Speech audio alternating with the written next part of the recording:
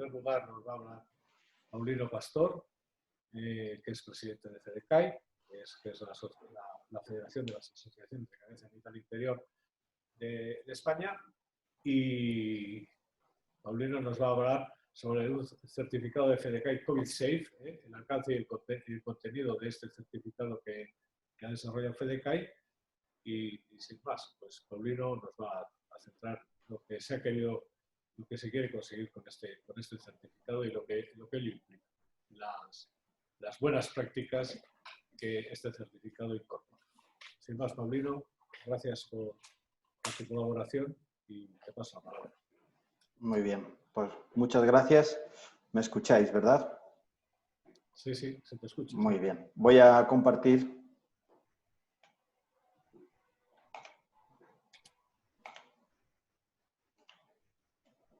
Muy bien. Se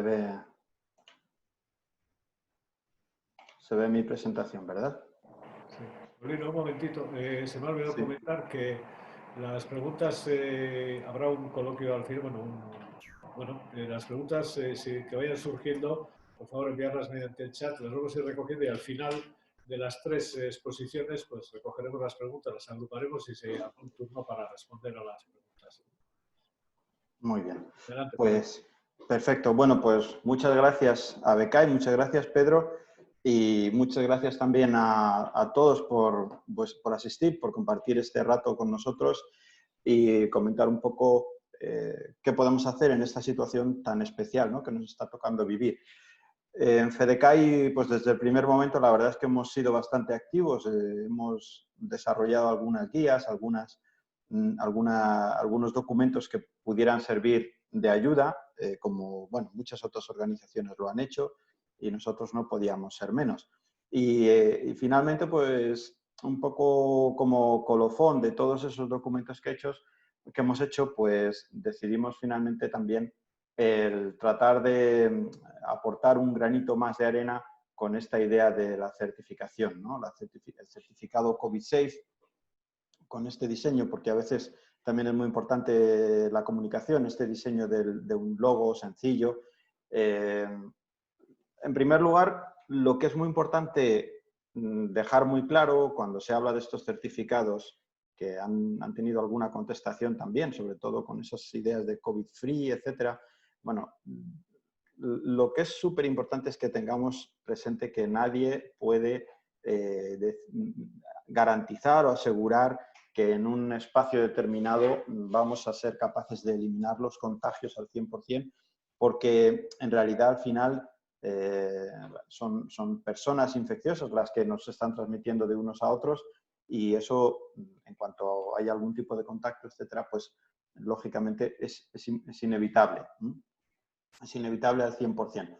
Lo único que se pretende con este tipo de ideas, con este tipo de certificaciones, es minimizar y comunicar la idea de que en ese espacio, en ese entorno, se han tomado toda una serie de medidas que son razonables a la hora de tratar de asegurar o de conseguir ese nivel de seguridad, pero un nivel de seguridad asequible, ¿no? No se trata en absoluto de transmitir la idea de que, bueno, entramos aquí y estamos completamente seguros. Quiero resaltar e incidir mucho en esto porque es la primera cuestión que tenemos que tener muy clara, ¿no?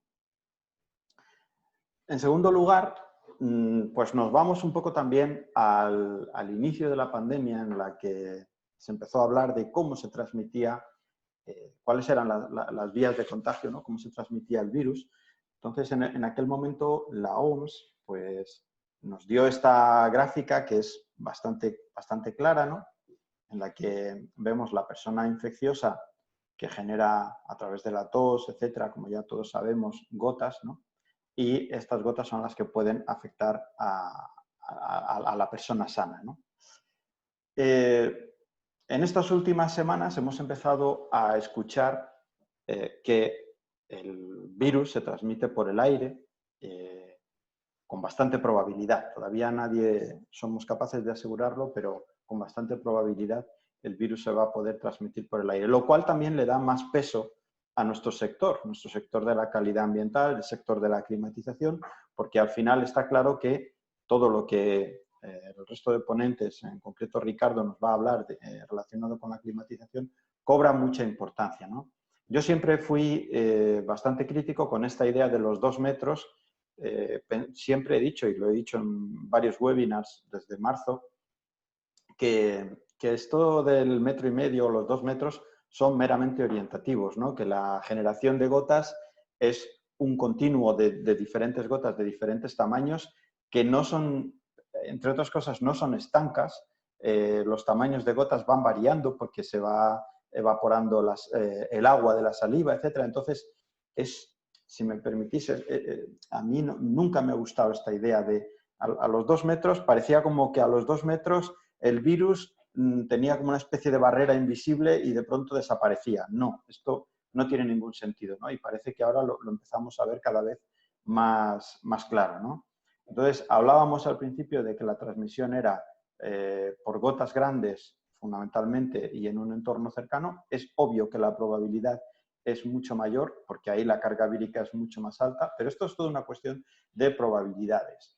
Lógicamente, las gotas, como os decía, en algún momento pueden, vamos a ver un momentito esta transparencia, las gotas que se emiten de un tamaño determinado, incluso de 5, de 8, de 7, de 10 micras, son gotas de saliva que llevan dentro el virus. Esas gotas progresivamente se van a ir evaporando en función de que haya mayor o menor humedad en el ambiente y se convierten en otras gotas mucho más finas. Esta gota que cuando sale de la garganta de una persona, por su tamaño se depositaría más rápidamente, si se evapora rápido y se convierte en una gota de 1,5 micras, pues se va a mantener en suspensión horas. Y la carga vírica es exactamente la misma. Lo único que ha desaparecido ha sido el agua, digamos, ¿no? Entonces, por eso, desde un primer momento, nuestro planteamiento del sector en general, y yo creo que había bastante consenso en eso, era que había que darle muchísima importancia a cuestiones como la ventilación, la purificación, etcétera, etcétera, ¿no? Yo creo que esto ya ha calado y bueno, y nos da un poquito más de peso en el sentido de que partimos de la base de que lo que ha dicho el gobierno tiene toda la razón, ¿no? Que el contacto cercano es el más probable, pero no podemos despreciar los contactos más lejanos, en los cuales la ventilación, filtración, etcétera, son críticos a la hora de mantener minimizado ese tipo de infecciones entre personas, ¿no? Entonces, bueno, esto partimos de esa base y sobre esa base empezamos un poco a desarrollar lo que se pretendía o lo que pretende FEDECAI con el certificado COVID-Safe. Al final son 4 grandes capítulos los que todos pues ya hemos visto que se están teniendo en consideración a la hora de mantener bajo control esta pandemia. En primer lugar, y por la vía de transmisión de los fómites, de las superficies que se pudieran contagiar, aunque últimamente la OMS está diciendo que esto no está muy claro que sea una vía de transmisión importante. Tendrá su peso, pero no estamos muy seguros de cuál es ese peso. Pero bueno, como medida de precaución, pues tendremos que implantar una serie de protocolos de limpieza y desinfección de superficies que sean razonables, ¿no? Benjamín nos hablará un poco más de esta parte de limpieza y desinfección. En segundo lugar, y por todo lo que acabo de comentar de esa vía de transmisión aérea a más larga distancia, será muy importante asegurar que los sistemas de climatización están ventilando correctamente, están filtrando, etcétera. Toda una serie de recomendaciones que se han hecho a través de diferentes asociaciones. Ricardo nos hablará de ello.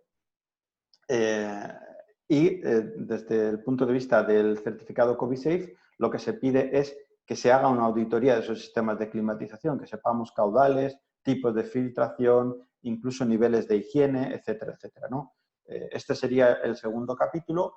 El tercer capítulo, sobre todo en el caso de que el edificio esté ocupado o semi-ocupado, es bueno que midamos la calidad del aire de un par de parámetros solamente. Y por último, tendremos también que tener protocolos de gestión de espacio, sobre todo por el sistema de la separación física. Y volvemos también a las vías de contagio. Recordemos que la principal vía de contagio es la cercana, por eso la separación física tiene su importancia.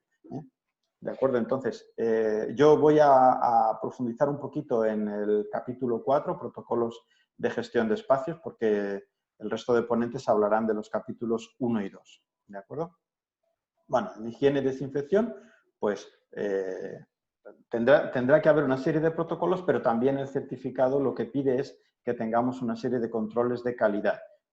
Podrán ser controles de calidad microbianos, con luz ultravioleta, con detección del SARS-CoV-2 en superficies, etcétera, ¿no?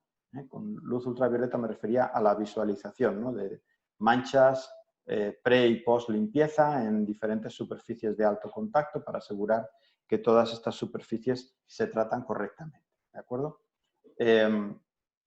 La desinfección con ozono la va a tratar Benjamín, pero bueno, lo que es muy importante es que se haga con todas las garantías para evitar, para evitar causar riesgos más allá de lo que, o sea, del beneficio que puede tener, que es la desinfección, ¿no? Y que se haga con las concentraciones correctas. En cuanto a ventilación, como comentaba al principio, Ricardo nos hablará de algunas recomendaciones, pero bueno, básicamente es incrementar la ventilación tanto como se pueda y jugar con horarios de funcionamiento, políticas de recirculación y recuperación de calor, etc. Luego lo vemos en profundidad. En cuanto a la calidad del aire interior, las mediciones, básicamente, como decía, será un par de parámetros. Será fundamentalmente dióxido de carbono para ver que la ventilación es satisfactoria y partículas para confirmar que los sistemas de filtración, purificación funcionan correctamente. Esto en el caso de que el edificio se encuentre total o parcialmente ocupado. Esto sería lo que nos pediría el certificado. Bueno, y como decía, profundizo un poquito en la parte de gestión de espacios, aunque esto no es nuestro capítulo principal, pero como es muy importante, pues bueno, hemos considerado que el certificado no podía dejar de exigirlo, ¿no? Esto para que podamos otorgar un sello de control de la pandemia a un edificio, pues esto también es fundamental.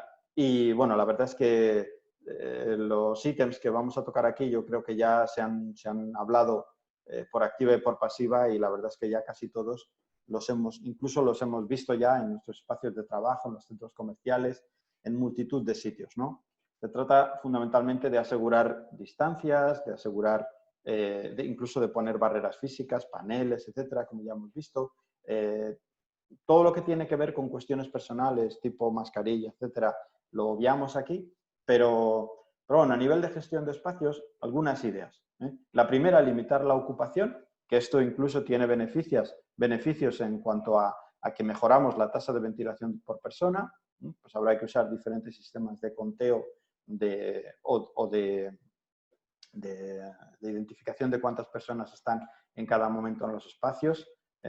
Esto es lo básico y fundamental, ¿no? Para asegurar esas distancias entre personas. Incluso circuitos de desplazamiento.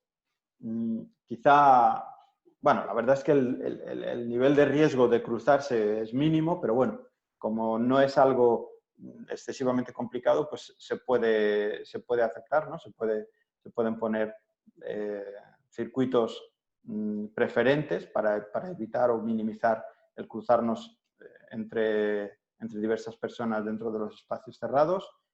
Bueno, son diferentes opciones, ¿no? Las que hay. También, sobre todo en zonas de mucho tránsito, en centros comerciales, etcétera, pues el disponer de alfombras desinfectantes puede ser un añadido. Son todo pequeños detalles que todos suman, ¿no? No, obviamente, esto no es en sí mismo suficiente como para reducir niveles de riesgo, pero bueno, es otro elemento más que puede ser interesante.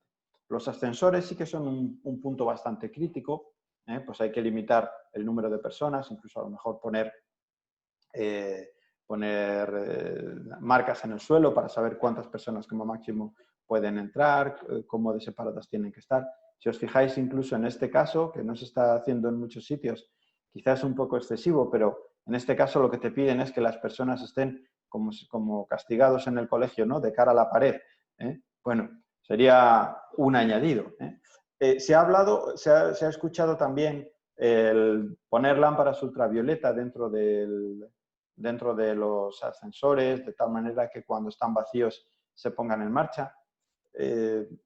Bueno, no sé, yo personalmente me da un poquito de miedo, ¿no? Porque las lámparas ultravioleta son muy peligrosas, ¿no? Y pueden generar pueden generar daños en la retina. Entonces, bueno, si se hace tiene que ser con muchísimas precauciones y con doble seguridad para evitar que se pongan en marcha cuando hay personas dentro, ¿no? Y luego, pues, todo lo que son superficies de alto contacto, botoneras, etcétera, limpiarlas y desinfectarlas periódicamente. Y cuestiones tipo prácticas, ¿no? Pues no hablar en el ascensor y entrar siempre con mascarilla, etcétera. Cuestiones de este tipo que son bastante básicas.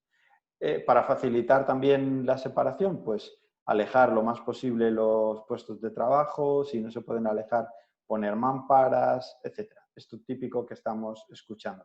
A lo mejor poner marcas en el suelo para algo tan transitorio, no sé hasta qué punto tiene utilidad, pero bueno, que es una opción también.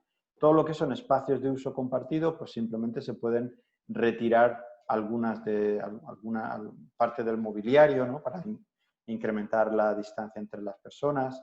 Cuestiones de este tipo pues serían sencillas, ¿no? Y algunas salas más pequeñas, pues dado que tenemos menos aforo, pues podemos directamente no utilizarlas.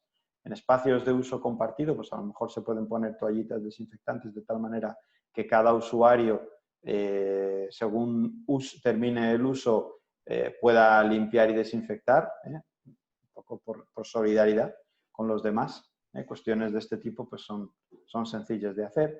Todo lo que son, por ejemplo, interruptores, termostatos, etcétera, que haya una persona encargada que lo active al principio del día y que no se toque durante el resto del día. A más largo plazo, pues se puede empezar a pensar en controles activados por voz, por presencia, etcétera. Esto ya más de cara al futuro. Todo lo que son puertas, pues aquellas que se puedan mantener abiertas, mejor. Se abren a primera hora del día y así no hay que tocar manijas, etcétera. Incluso en algún caso hasta se pueden retirar. Bueno, son pequeños detalles, pero como digo, todo suma. Todo lo que son fotocopiadoras, impresoras que también son de tocamiento compartido, digamos, de esas pantallas, etcétera, pues también se pueden reducir, se pueden intentar minimizar su uso, ¿no? Y bueno, ya más allá de estas pequeñas ideas que serán las que tiene que verificar el certificador con todos los protocolos que se hayan implantado en los edificios, pues muy importante desde el punto de vista de FEDECAI, los requisitos, ¿no? En primer lugar, el certificador tendrá que ser técnico superior de calidad de aire en interior acreditado por FEDECAI para que tenga derecho para que el STSCAI tenga derecho a emitir el certificado. El técnico medio puede ayudar haciendo todas las verificaciones, mediciones, etcétera, pero el certificado lo debe firmar el TSCAI, como pasa con los informes de calidad de aire. El TSCAI tiene que, para tener derecho a emitir el certificado, tiene que enviar previamente una declaración a FEDECAI, que FEDECAI pues ya las hemos recogido y tenemos un listado de TSCAIs que han mostrado este interés en emitir los certificados. En esa declaración lo que debe verse es que el TSCAI muestra que va a respetar la independencia con respecto a las actividades auditadas, es decir, si el mismo TSCAI o su empresa está haciendo las operaciones de limpieza, desinfección, etcétera, pues no parece muy lógico que él mismo luego audite y emita el certificado. Tendría que ser alguien con mayor independencia, ¿no? Se trata simplemente de tener esa declaración de integridad e independencia registrada y es lo único que pide FEDECAI, ¿de acuerdo? Y si se hacen mediciones, etcétera, pues tendremos que tener los certificados de calibración de los equipos. ¿Qué papel juega FEDECAI en todo este proceso? Bueno, FEDECAI lo único que hace es dar fe de que el certificador tiene conocimientos de calidad ambiental en interiores y, por lo tanto, todo este ámbito todo este aspecto no le es desconocido. En el curso de técnico superior o técnico medio no se habla específicamente de COVID porque no existía o no hasta hace muy poco tiempo, pero sí que pues, el TSCAI es conocedor de todas las cuestiones relacionadas con la ventilación, con la calidad del aire, con la recogida de muestras biológicas en ambientes, en superficies, etcétera, con lo cual es muy fácil para todos nosotros el reciclarnos y el ser capaces de ofrecer este tipo de servicio con unas mínimas garantías. Por lo tanto, esto es lo que aporta FEDECAI desde el punto de vista de la formación. Hemos generado también un documento de referencia con ideas de qué es lo que se tiene que exigir, que son los 4 grandes capítulos que ya hemos referido. FEDECAI no registra los certificados, no tiene un control sobre ellos y, por lo tanto, no tiene sentido que se cobre nada por la emisión de certificado. Esto es un servicio muy sencillo que hemos puesto a disposición de los TSCAIs, TMCAIs, pero, lógicamente, sin mayor coste ni repercusión, digámoslo así, administrativa, ¿no?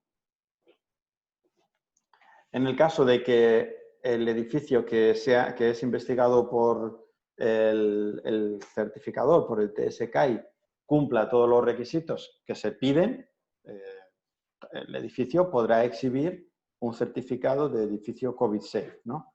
Con todas las salvedades que comenté en la primera transparencia, que no se trata de decir que el que tiene este sello está libre de contagios, sino que ha hecho toda una serie de medidas para minimizar los contagios, ¿no?